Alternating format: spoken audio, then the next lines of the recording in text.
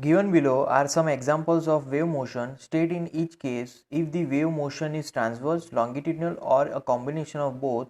Motion of a kink in a longitudinal spring produced by displacing one end of the spring sideways, right? So here of a kink in a longitudinal spring produced by display. See, first of all, it depends. If a longitudinal we are giving force, compressive force, then it will be longitudinal.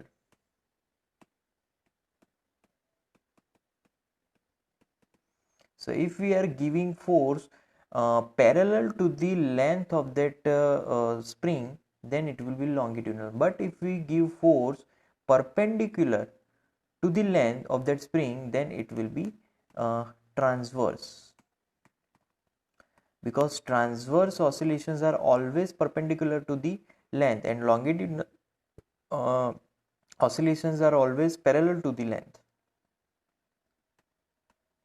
Then next, waves produced in a cylinder containing a liquid by moving its piston back and forth. So in second, see here, in cylinder there is always longitudinal one. Why? Because we can only compress that cylinder. There is no place for a transverse wave. There is no space to move in a form of transverse. That's why in cylinder there is always longitudinal oscillations. Then third, waves produced by a motorboat sailing in water. So waves produced by a motorboat on the surface, on the free surface, that is only transverse wave. See that waves, right, up and down, so that is always transverse wave above surface because it is free surface.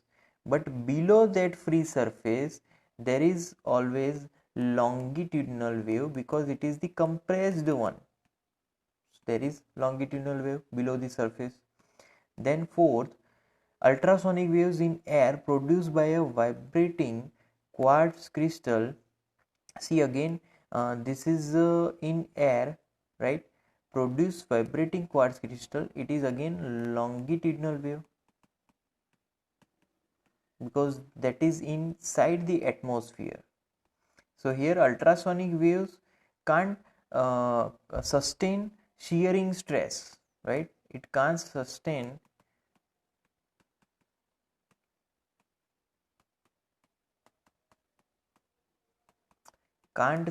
shearing stress, only sustain compressive stress.